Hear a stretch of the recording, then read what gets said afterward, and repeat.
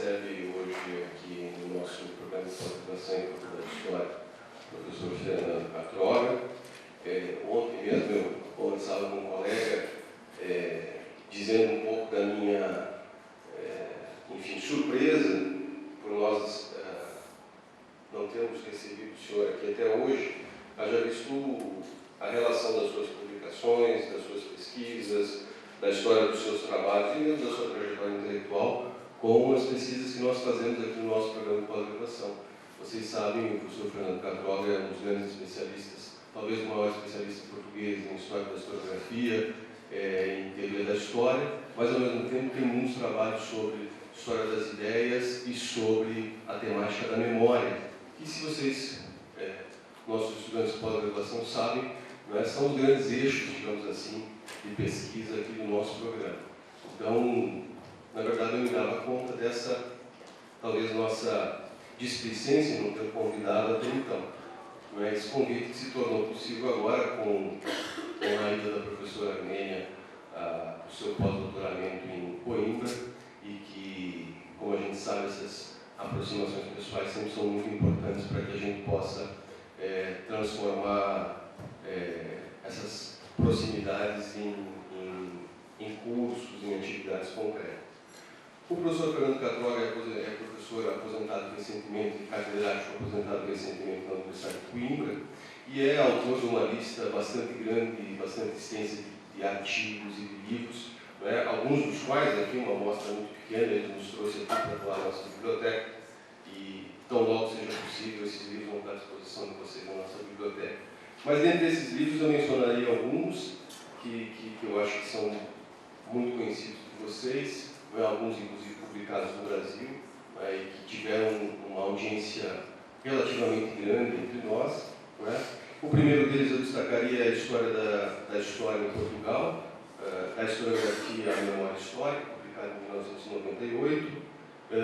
Depois, Memória, História e Historiografia, publicado em 2001. Em 99, o senhor já havia publicado um texto sobre uma temática muito relacionada, que é o Céu da Memória, Cemitério Romântico e Culto Cívico dos Mortos.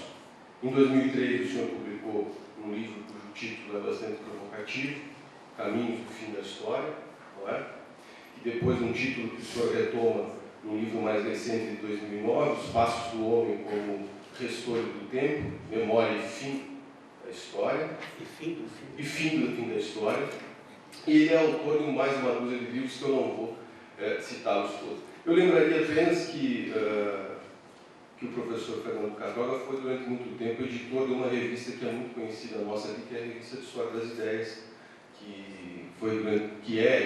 mas foi também durante muito tempo muito lida, muito discutida, muito debatida, e sempre teve muita difusão nos meios acadêmicos brasileiros. Então a gente inicia hoje esse novo ciclo aqui do programa de pós-graduação, que se chama História da Historiografia, com a presença do professor Fernando Catroga, a quem eu agradeço a gentileza por ter aceitado o convite de vir passar essa semana conosco aqui em Goiânia. Eu só faço uma rápida observação para os nossos estudantes que têm interesse particular nesse minicurso. Eu lembro a vocês que o minicurso ele pode depois ser transformado em atividades complementares ou em 2 créditos numa disciplina, se vocês colocam numa mesma lista todos os minicursos desse ciclo que nós teremos. Então, depois vai correr uma pequena lista de presença em que vocês anotam ao lado do seu nome se vocês estão fazendo minicurso ou se vocês estão interessados nesses 2 créditos de disciplina que, ao cabo desse próximo semestre, nós iremos validar. Tá bom? Obrigado a todos, então, professor Fernando. Obrigado. Muito bom dia a todos. Eu queria agradecer ao professor Marlon este convite para finalmente vir aqui conhecer esta universidade, que já conhecia de fama, e por alguns colegas e amigos, nomeadamente a professora Arménia, que também foi uma das conspiradoras que possibilitou eu ter aceito este desafio para regressar, agora que estou aposentado, ou jubilado, para apresentar com júbilo e sair dos meus aposentos, não é? Porque aposentado é aquele que vai para os aposentos, e peregrinar por aí, e mais uma vez no Brasil, onde praticamente nos últimos 20, 25 anos, todos os anos tenho visitado universidades brasileiras e acompanhado as grandes transformações que aqui têm ocorrido em todos os domínios e particularmente no domínio universitário. Devido ao meu, enfim, estatuto etário e de uma carreira consumada, não digo que esteja no fim, mas que está consumada, eu, pelo menos para esta primeira intervenção, escolhi um estilo que pode ser, corre o risco de ser um pouco longo, porque ouso fazer uma longa peregrinação no tempo, aliás, de acordo com o velho hábito dos historiadores da história, seja da teoria da história, seja da historiografia, é colocar o nosso próprio ofício na sua dimensão temporal. Porque sempre achei que seria uma contradição epistemológica nós dizermos tudo aquilo que o homem produz, incluindo as representações sobre o tempo, nos seus vários registros, e julgarmos que elas estão fora do tempo que as produz. Diria que é um resquício hegeliano de saber absoluto que a contemporaneidade tem devidamente desconstruído. E o tema genérico destas três intervenções, nas suas especificidades, tem a ver com o historiador na polis. Eu escrevi o historiador na cidade, mas como estamos na vizinhança dos filósofos, eu acho que polis fica mais de bom tom. O historiador na polis, história e política. Claro que irei ser sintético, mesmo demorado. Sintético naquilo que eu vou considerar os grandes momentos que nos podem ajudar a pensar estas mudanças que estão longe de seguir a mitologia do princípio evolutivo e inexorável da história da razão. Assim, esses três, quatro grandes momentos, eu vou sintetizá-los através destes sintagmas que, ao denotarem, empobrecem. O primeiro tem a ver com as relações entre a historiografia e a polis, naquilo que podemos chamar a cultura greco-romana, mesmo quando a polis se vai transformar em res pública. O segundo momento é o momento em que, cronologicamente, em termos eurocêntricos, nós chamamos a Idade Média, essa grande invenção dos modernos, porque os medievais não sabiam que eram medievais, os modernos é que os transformaram em medievais, portanto, e que tem a ver com o transfer da ideia de res pública para a res pública cristã, ou para a cidade de Deus.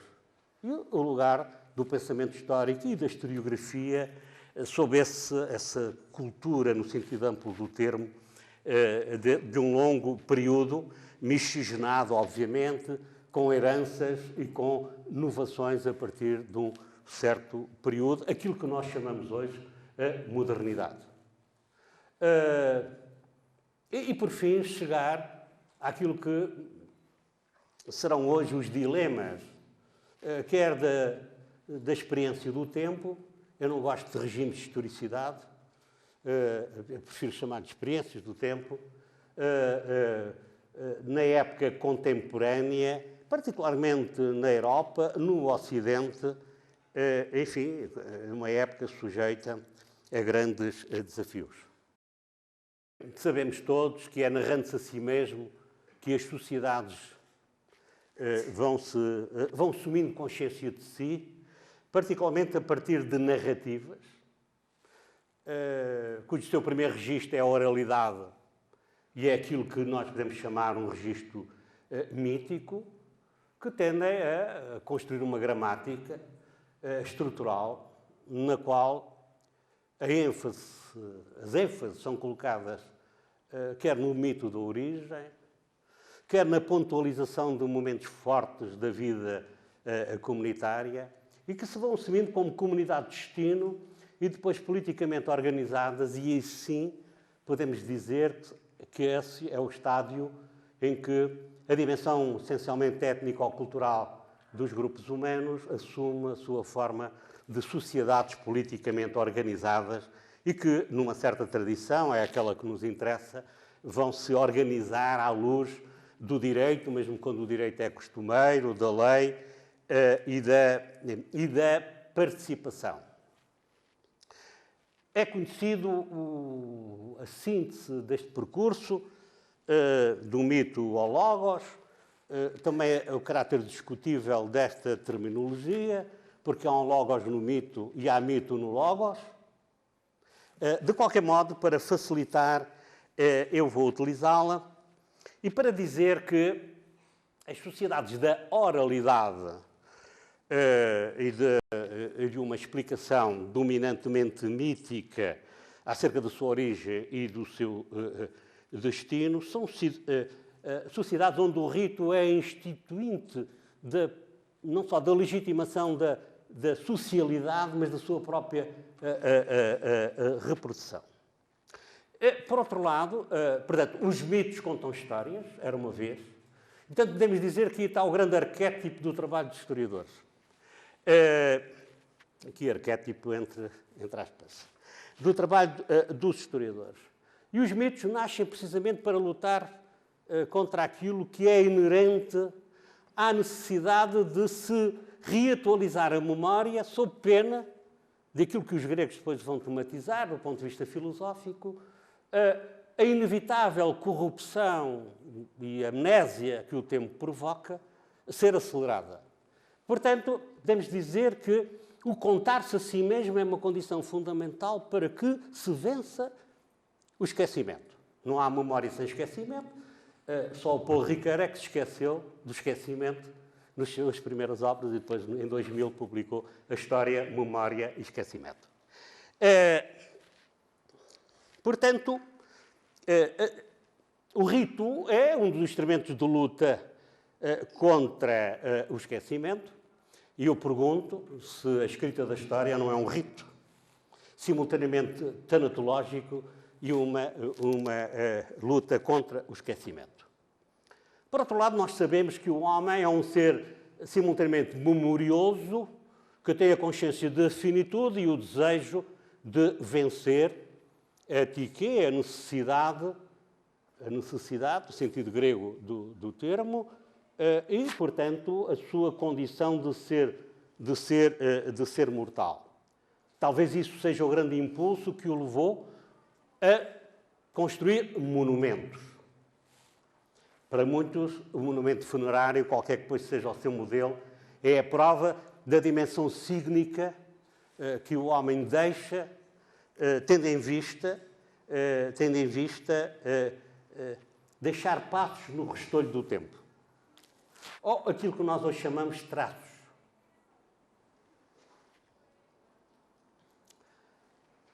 A escrita vai aparecer por razões comerciais, económicas, políticas, no seu longo percurso, no seu diversificado percurso.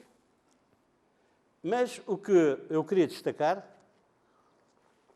é que a historiografia vai nascer já numa fase adiantada, numa certa área cultural, da consolidação da escrita. Daí ser grafia. É outra maneira de contar a história. E não por acaso, Platão, no Teeteto, percebeu-se, numa altura em que a cultura oral era e continuará a ser forte, em coexistência, em coabitação das tais coabitações das temporalidades, percebeu-se que a escrita, se por um lado é uma prótese da memória, ou uma arte da memória, eu prefiro chamar-lhe uma prótese da memória, ela tem o efeito perverso. Por um lado, é uma garantia daquilo que a oralidade não garante porque necessita do rito. A escrita monumentaliza. E, portanto, é um garante de que os vindouros poderão, através da leitura, lutar contra o esquecimento. E, portanto, chamou à escrita precisamente algo que é uma arte da memória, onde, de certo modo, o ouvir e o ver, tipo de uma cultura dominantemente mítica e da oralidade, dá origem ao ver para ler, e o ver para ler implica interiorização, indiscutivelmente uma maior racionalização, porque a escrita torna-se mais argumentativa. Mesmo os diálogos platónicos são uma escrita. Mas, simultaneamente, a facilidade que a escrita dá, ela vai desabituar a uma prática social de ritualização da memória.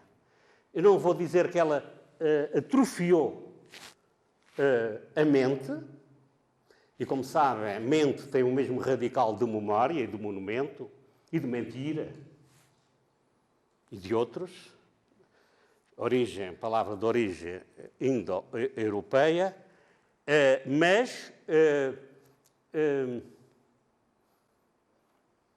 a paulatina degradação das culturas orais está intimamente ligada à alfabetização, como nós hoje sabemos, numa longuíssima duração. Por outro lado, os desafios que se colocam a esta análise e que chegam aos nossos tempos é o aumento galopante das próteses de memória. Eu não digo só através da tipografia, mas depois, no nosso tempo, com a computerização e a célebre memória dos computadores. E se isso, de facto, não continua a ser um fármaco para outro tipo de cultura. A um ponto tal que alguns se interrogam, e eu terminarei com esta problematização, a problematização desta pergunta, se o excesso de capacidade de armazenamento da memória não deprecia as formas das próteses anteriores, particularmente da escrita da história, por um lado, e se, por outro lado, não tem efeitos naquilo que podemos chamar a experiência do tempo, a um ponto tal que as sociedades, até praticamente aos nossos dias, eram sociedades anamnéticas, eram sociedades de qualquer que fosse o suporte, a oralidade, a escrita, a monumentalidade, sociedades em que o recordar era fundamental para a inserção dos indivíduos nas sociabilidades políticas e naquilo que eu chamo as sociabilidades de caráter escatológico, como a nação, a pátria, o partido, a igreja.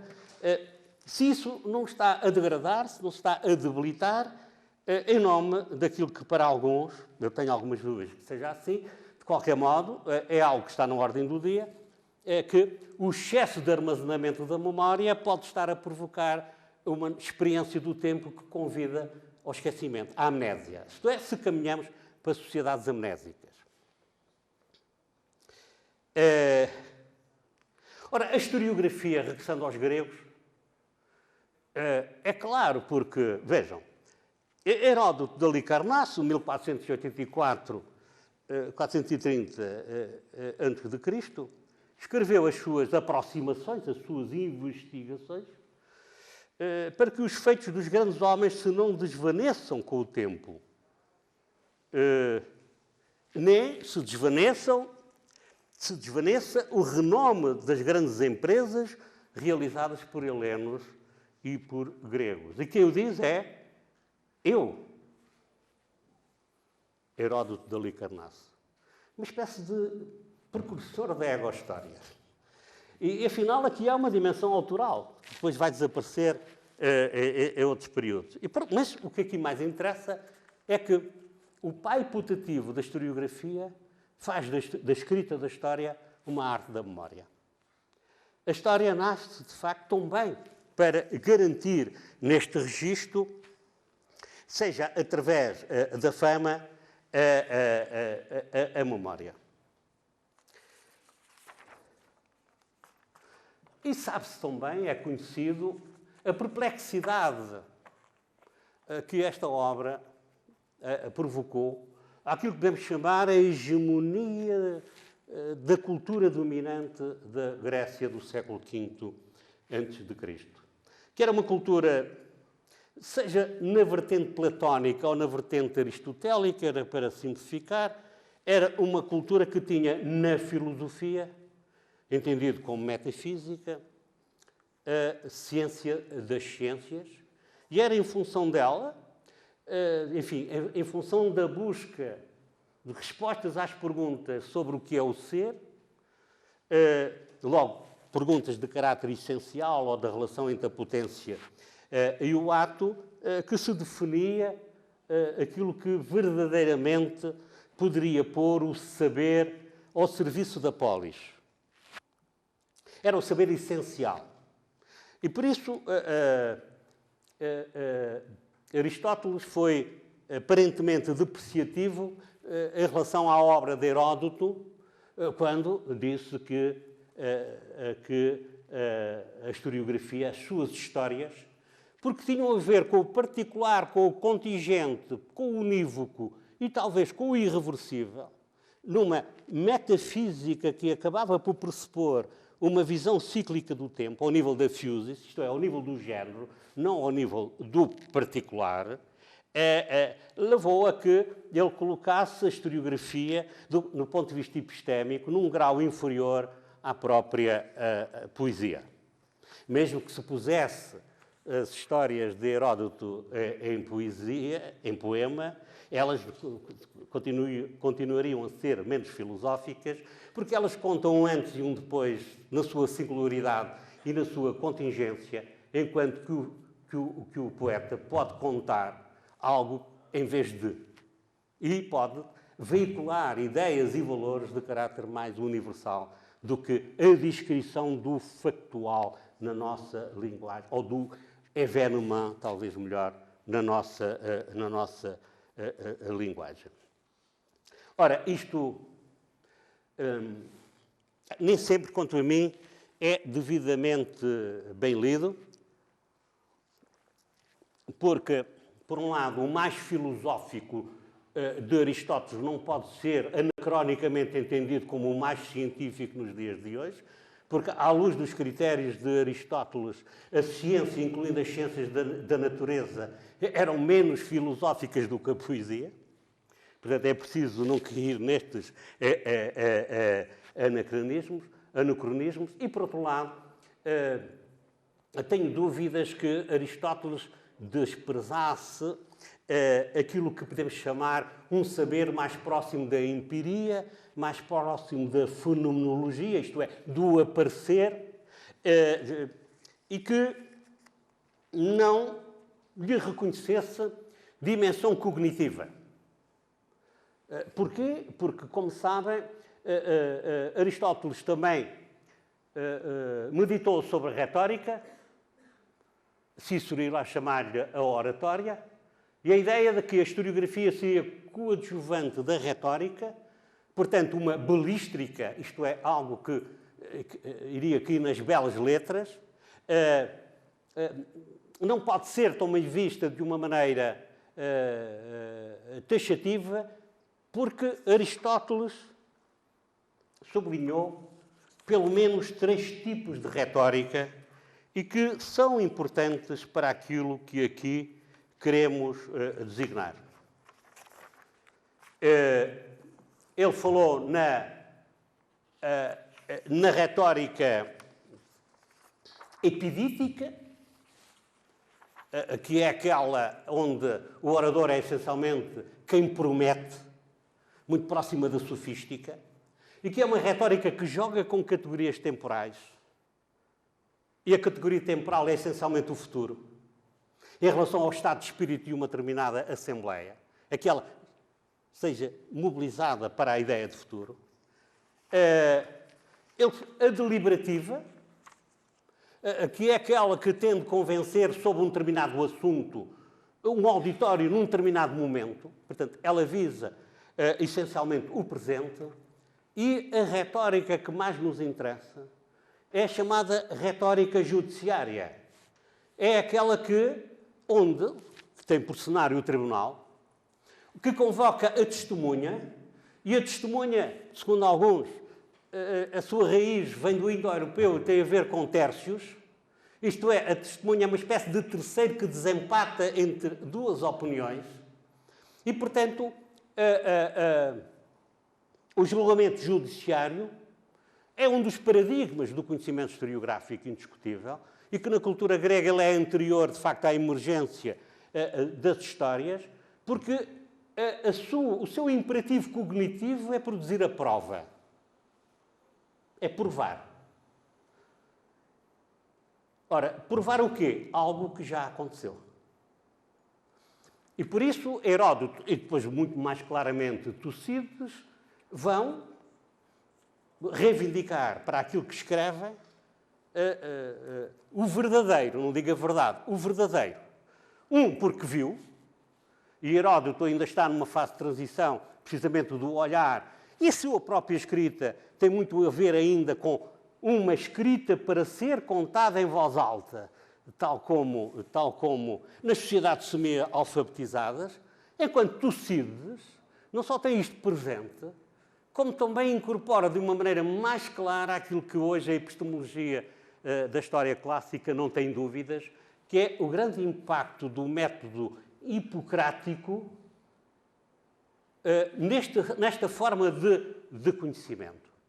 A própria terminologia de Tucídides, eu não vou ter tempo para desenvolver isto, ela está cheia de termos que vêm da medicina.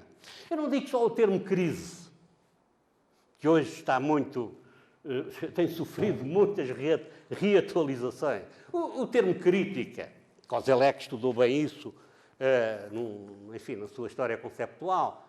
Mas, por exemplo, o conceito de autópsia, ou o conceito de dissecação, ou o conceito de semiótica ou de simbologia, semiótica médica, em procurar ver para além do que está escondido. É algo que os historiadores gregos, sobretudo depois de Tucídides, conseguiram correlacionar. Portanto, pergunta-se, mas se os gregos foram sensíveis a algo que na sua esfera não pode ser visto em termos da metafísica da esfera, passo o pleonasmo, ou da metafísica do círculo, porque reconheciam, e Momigliano, o grande historiador italiano da cultura grega e não só, romana e medieval, chamou a atenção para isso. Os gregos não todos operaram com uma concepção cíclica e mesmo dentro de uma concepção cíclica eles não deixavam de aceitar a irreversibilidade, por exemplo, da biografia concreta dos indivíduos. E muitas vezes, sobretudo quando os gregos deixaram de acreditar nos seus próprios mitos, é evidente que a metafísica do tempo cíclico, ela adequa-se muito bem ao princípio história mestra da vida, obviamente, mas há que ter em atenção que uma leitura ontológica desta ideia cíclica já não era na Grécia algo, enfim, que pressupusesse, por exemplo, a metempsicose, como algumas religiões do Oriente, e que significasse a crença de que os indivíduos tal qual, ou um conjunto de factos tal qual, iriam acontecer. Mas consolida-se a ideia, isso é muito claro na Guerra do Peloponeso, segundo a qual, sim, vale a pena escrever sobre a Guerra do Peloponeso, não só para que os vindores não se esqueçam, mas que tarde ou cedo os homens não terão aquela guerra, mas terão guerra. E, portanto, uma guerra que pode ser lida como uma micrototalidade. Eles constroem a totalidade, não a totalidade das filosofias da história, mas constroem, fazem a leitura dos acontecimentos como uma espécie de síntese de uma miríade de acontecimentos que têm um princípio, um meio e um fim, e que, de certo modo, através deles, se procuram leituras tipificadoras que possam ser exempla. Exempla não no sentido da repetição, mas no sentido da repetição estrutural formal de algo que para eles era inerente à condição humana.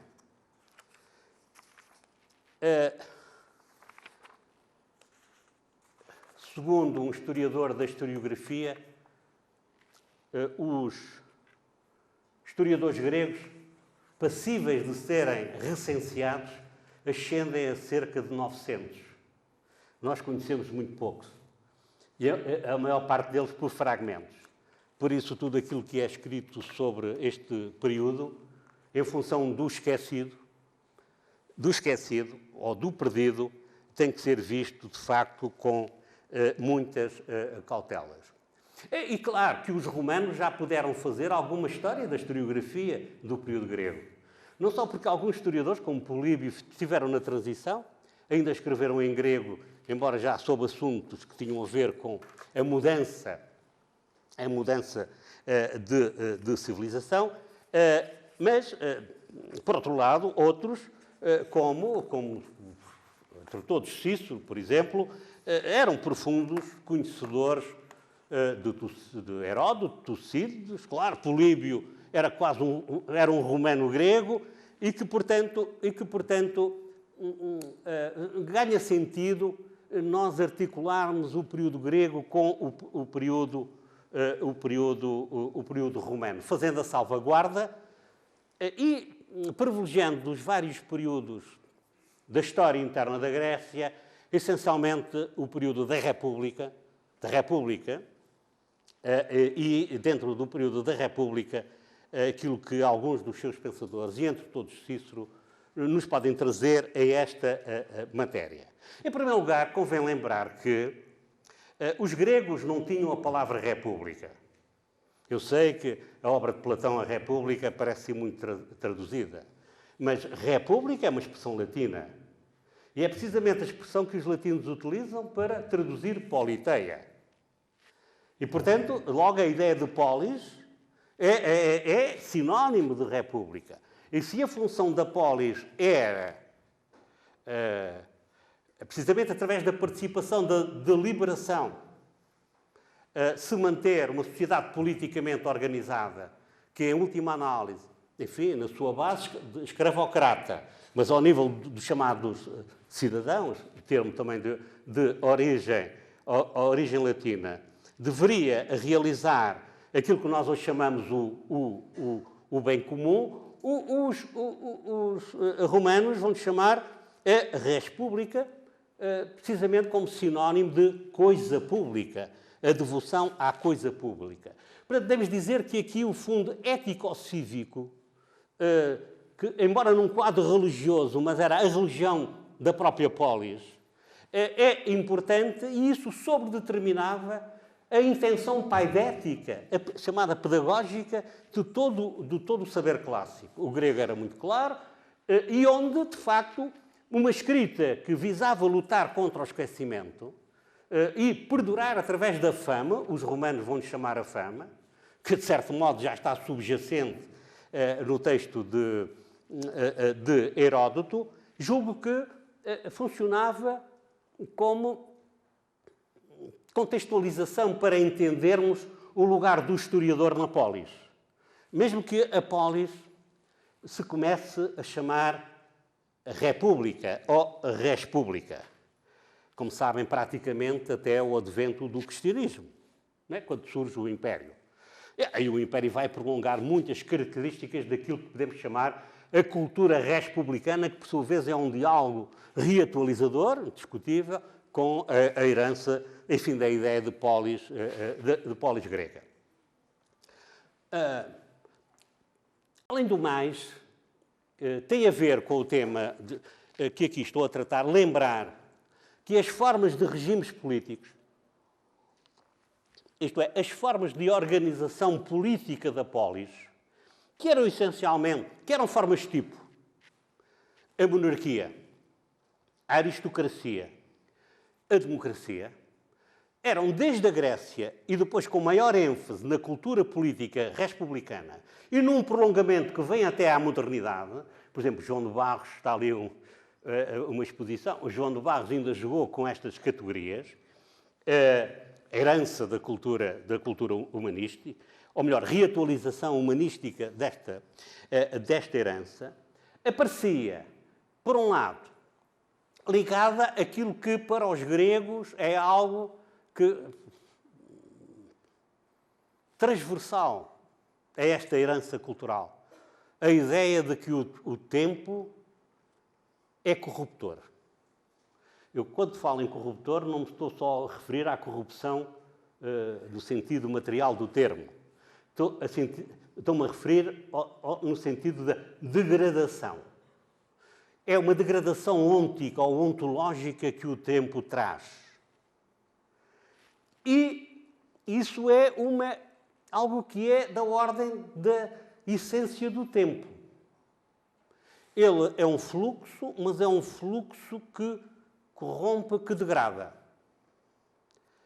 E por isso isto aplicado quer à natureza, quer àquilo que é uma ação dos homens para superarem o determinismo da natureza, que é a produção de cultura, aquilo que Hannah Arendt chamou a praxis humana, não é mais do que uma tentativa de um homem superar a sua dimensão meramente biológica, típica de todos os animais, da garantia da subsistência, para produzir leis, direito, arte, filosofia, etc., etc., precisamente para quê? Porque isso não está sujeito, não estaria tão sujeito, desde que a memória funcione, à inevitável corrupção típica da física, da natureza. Isto também era válido para os regimes políticos. A monarquia, tarde ou cedo, dava origem à tirania, a aristocracia iria criar oligarquias e a democracia ia criar aquilo que os gregos chamavam a oclocracia ou a demagogia. A república, portanto, não é um tipo de regime. Para os romanos, a república é a arte da ponderação, recolhendo a bondade máxima possível de cada um destes tipos. De uma maneira equilibrada, por exemplo, entre o Senado e a representação do povo, de uma aceitação. Maquiavel irá teorizar isso, da contradição, do dissenso, mas sempre com uma arte de governar que procura a equidade, o balanceamento talvez seja melhor. Tendo em vista a realização da coisa pública. Ora, na realização da coisa pública, obviamente que a oratória e aquilo que podemos chamar, ligado à oratória, a historiografia, era condição fundamental, precisamente para se lutar contra o esquecimento e se poder convocar, através das tipificações, exempla que pudessem reforçar o imperativo ético-cívico de o cidadão estar ao serviço da coisa pública.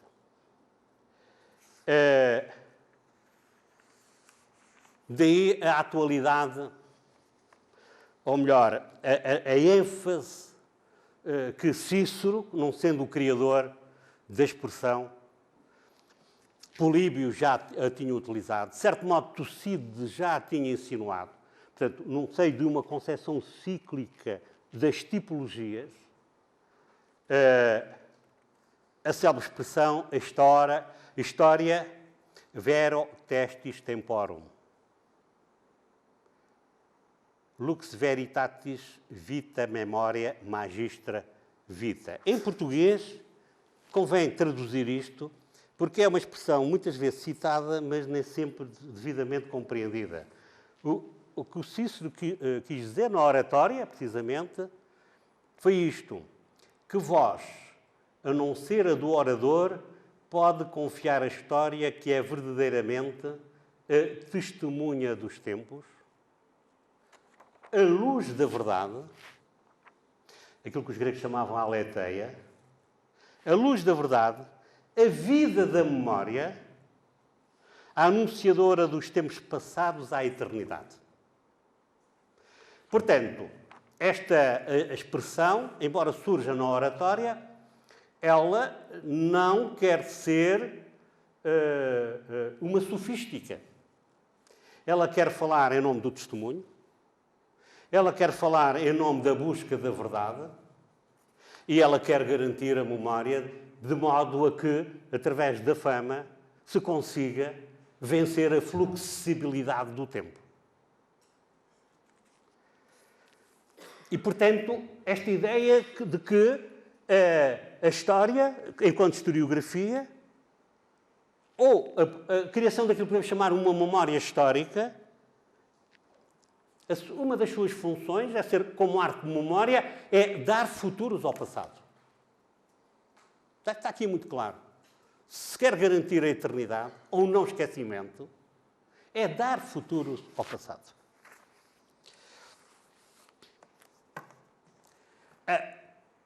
Conhece a projeção deste paradigma acerca da função social da história. Quando nós, mais tarde, vamos encontrar não só a convocação da história mestra da vida, ou frases como que é preciso conhecer o passado para melhor entender o presente e transformar o futuro.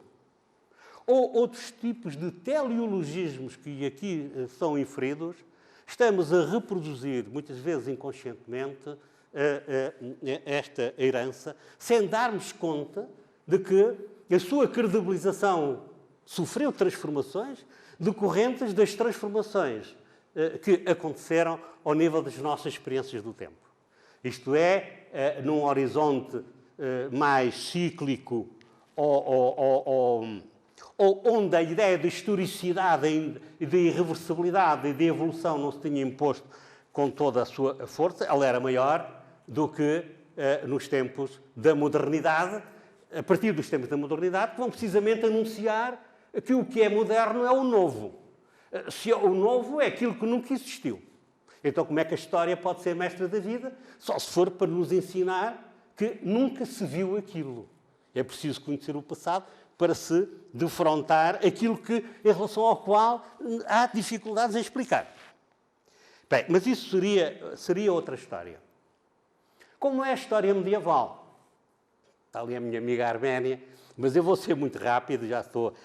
Enfim, isto dava para as 3 conferências, eu tenho consciência disso, mas avancei com outros 2 temas, que, embora estejam aqui articulados, são um pouco distintos. Simplificando, eu diria que, sobretudo com a patrística, e dentro da patrística, aquele que vai ser o primeiro grande, eu não vou lhe chamar filósofo, teólogo da história, que foi Santo Agostinho, portanto, me referir ao século V, já depois de Cristo, portanto, 1000 anos depois de Heródoto, se podemos dizer, a partir deles, passou a ser uma espécie de grecização e romanização da novidade trazida por uma religião do livro, como foi a religião da judaico-cristã.